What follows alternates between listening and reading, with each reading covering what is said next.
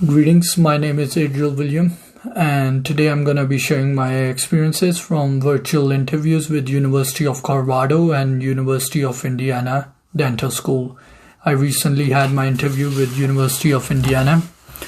And just to clarify, with University of Colorado, there were 3 online sessions. The first was a 45 minutes interview, which was quite in-depth with the candidates. The second one was a virtual bench exam, I would call, or an OSCE test to evaluate the dental knowledge of a candidate. And the third was English activity, writing activity, which we did in front of the camera. So these were the 3 activities which were done by University of Colorado and which was quite in detail and thoroughly evaluated, I think. And on the other hand, the one I did with the University of Indiana was a 20 minutes interview, which was quite, I would say, comparatively casual. And I was trying to analyze both of these and overall the virtual examinations that most of the candidates are going through. I know some candidates who gave University of Columbia virtual interview as well. And in order to come up with a sense of it, of what's happening, is that you need to first understand that the dental schools in themselves during COVID are in a sense of chaos. Everyone is. It's been quite uncertainty, and some of the schools, I think Colorado did a really good job of setting up a system. So they set up a Zoom call, they had everything standardized. It wasn't like an irregular, casual kind of activity. They send us details of this going to be happening, and you should be prepared for this. You need to set up internet connection and what you're supposed to do, which was really good on Colorado's behalf, especially when they have to come up with new idea at time of uncertainty. And it also depends on the IT department of individual school. Some schools are really good with their IT department, so they can come up with these ideas and these technologies to deal with uncertainty, and some schools aren't able to. So their professors might be taking your interview on a cell phone, which is quite casual, I think. But in order to give you some kind of recipe and tips and sense how you could do better at these interviews and what you can learn from my experiences. First of all, I think it shouldn't matter to the candidate whether it's going to be a casual one or an in-depth interview. I think the best route for it is to be prepared and be on top of your game.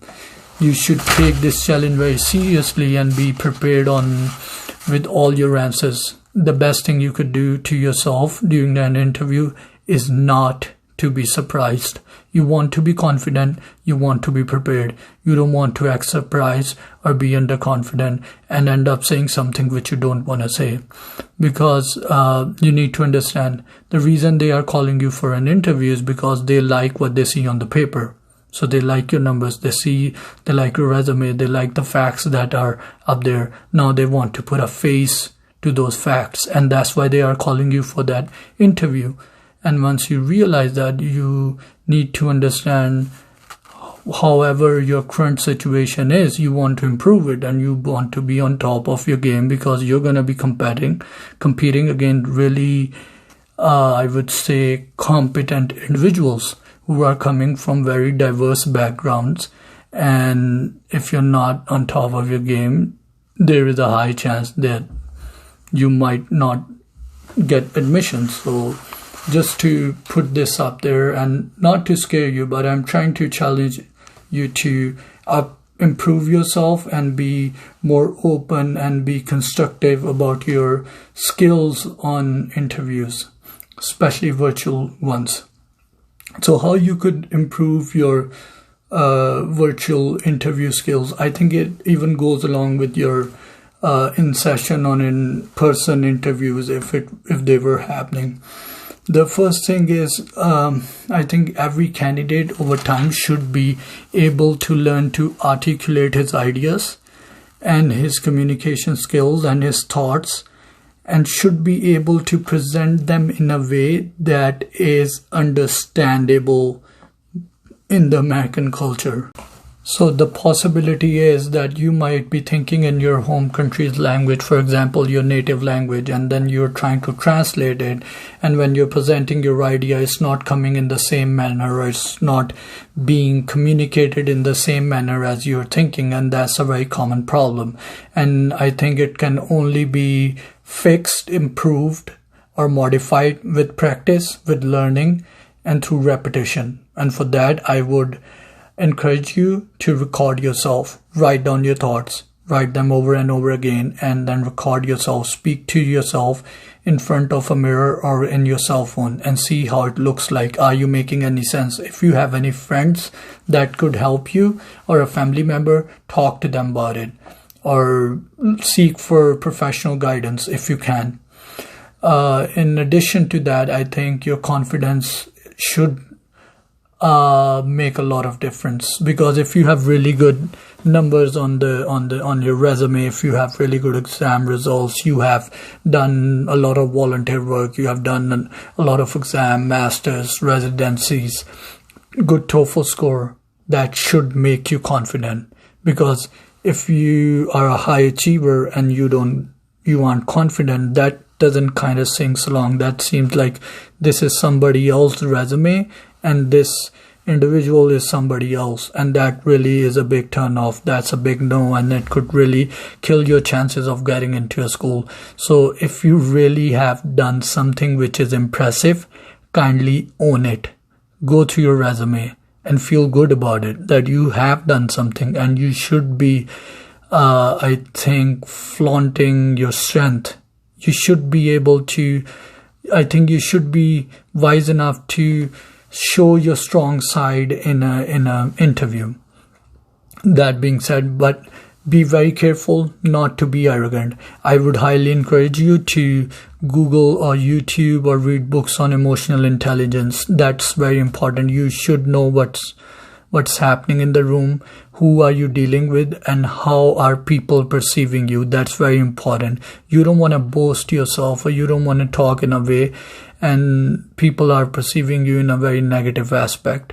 That is something you should be very careful, and for that you would need practice and you need to read. And I think as humans, we are capable of judging this. We can read other people's eye contact and body languages, but we just need to be more aware of this when we are in a situation like interview. And you also need to understand that every individual have their weaknesses and their strengths, and this is very common. They will talk about it in the interview, most of them. So you should be very well aware about yourself. And one of the biggest problem is people get help for their personal statement, which makes sense, but they get it written down by somebody else from A to Z. And obviously, if you've written a really good personal statement, but when it comes to an interview and you can't really describe your own story, then best of luck. There is a very low chance of you succeeding that way. That I don't think anybody in US would be willing to vouch on you or bet on you if you can't even describe your own story. And you should be considerate or be intelligent enough to know that if you're going to get your story written by somebody else or you're plagiarizing, it's not going to work out. And I say this over and over again, in US, a person's individuality is really important. Being an individual and your existence is really important, and you should capitalize on it. Have a story that's meaningful, that should resonate with you, and you should express it in a way that it should resonate with your interviewer or the person who's talking to you. So learn to do it through repetition and through writing and through articulating your thoughts. Try to read books. There are some really good books. You could watch YouTube videos on this. Watch videos on emotional intelligence. There are some really good books like Purpose-Driven Life, or Dr. Jordan Peterson's books are really good if you could watch them. And there are many others if you want to. But that being said, I think with the virtual interview, one thing is record yourself, be confident with the camera. You shouldn't be shy, and that can only be done with practice. Keep on practicing. See yourself, how you speak, how you react, how your body language is in front of the camera, and the more you do it, the better it is. And I think you should, if you have the capacity, invest on a good attire, be presentable. And if you ask me on a personal level, I suggest people start doing exercise, detoxify your life with your thoughts and habits, start improving them, because once you do that, your presentation, your thoughts really make a difference on your appearance. I know not everybody could look like Tom Cruise and get a orthogenetic surgery, but however you are, just try to improve yourself and improve your thoughts, and it really make a big impact on the people who are talking to you. Trust me. There's a science to it. I'm not just saying this out of the blue, I would say. So improve yourself, improve your thoughts, improve your lifestyle, exercise, because even the way you sit, the way your stance is, your body language, that shows or depicts confidence as well. And as humans, we can read confidence. We can see other people's confidence, whether they are saying the truth or not.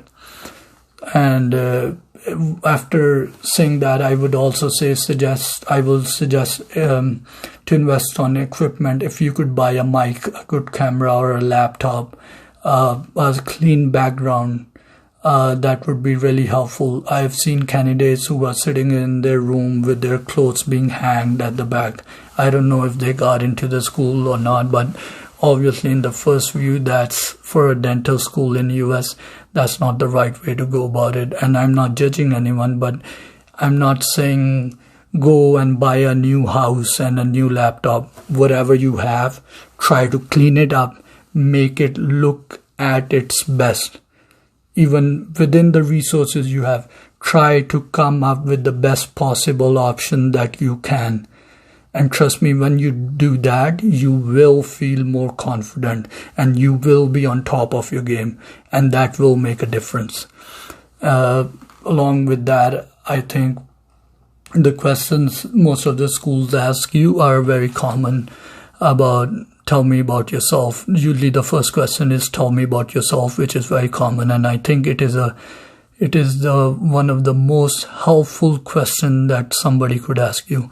Colorado didn't ask me in this way, but it was a bit different. But the reason I'm saying this, because they ask you a first question, and the way you answer it will dictate or navigate what the second question would be. So if you're prepared and if you have written down your thoughts, you will navigate and guide your interview in a way that you're more comfortable in. You don't want to talk about stuff or drive them to a topic where you're weak at. You will try to navigate them towards a point where you're going to be stronger. And you have to sync according to your personal statement, whether they have, most of the time they have read it. Even if they don't have read it, you will try to coordinate or synchronize towards the side where you're stronger. And that's how you make your interview strong. I think along with that, you shouldn't give cliche answer. Trust me, in a lot of countries, developing countries, we are taught English and subjects in a very cliche manner, where there's one way of answering everything. Is just like the essay on myself, where every student write the same thing, or my best friend. You shouldn't do it. People or the culture in US really dislikes it. They want to see originality. They want to see your individual existence and how you can depict your story. I've been telling this to a lot of people, and the individuals that I have been working with, that you need to bring out, you don't need to be a superhero, but whoever you are or whatever you're capable, you need to drag the best possible individual out of that situation and present that to them. And you have to make them understand that you're striving for the best capabilities. And once you do that, that would really make an impressive effect. Now, a lot of people talk about, there's a very common question about what's your weakness and what's your strength. And a lot of people quote the same kind of strength. And trust me, they have been taking interviews since how many years, and they know that this is a cliche answer. Try to come up with the answer which coordinates or which synchronizes or resonates with your personality, and try to explain it in a way that it should sound positive. It's not a therapy, it's an interview. So make sure when you're talking about your weaknesses, you're not crying your heart out, and don't try to act as a victim. Be confident, be positive, and come up with the best possible side of yours. And one other thing that's very common is that people think, oh, my resume or my personality or my application has a weakness. Well, let me surprise you.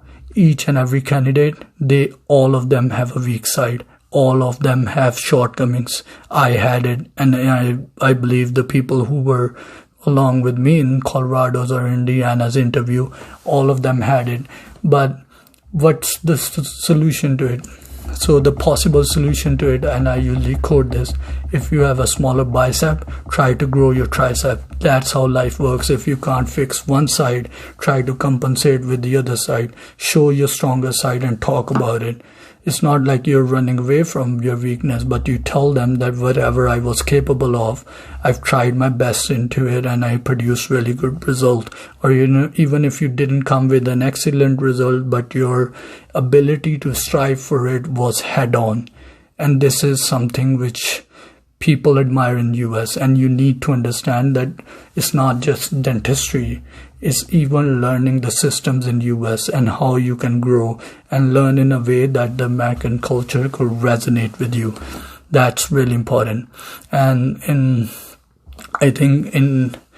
individual questions that are asked are the comparison between dentistry in your home country and here in US. And then they could ask you about your personal statement, then about your weakness, strength, about your experiences, about your volunteership or any gaps. And I've been helping students with that to answer some of these questions. And I think if you're interested in preparing for examination, for an interview, and you want to improve yourself, I am actually preparing sessions for individuals who want to improve their interview skills. I will be doing Zoom calls with them and doing sessions so we could work on their communication skill and interview skills so they can come up with the best possible answers that they have. And before I finish this video, I would recommend the only way out and the only option of nailing down a really good interview is practice, repetition. Write your answers, try to repeat it, record yourself. And if you need help and if you need in-person sessions, I'm gonna put my email address down in the description. You can contact me and we can set up an appointment. But I'm trying to give out the best generic help that I can, and I hope you will find this beneficial and you could use this in your future interviews. And I hope the best for you guys, and hopefully we'll see you in the next video. Thank you.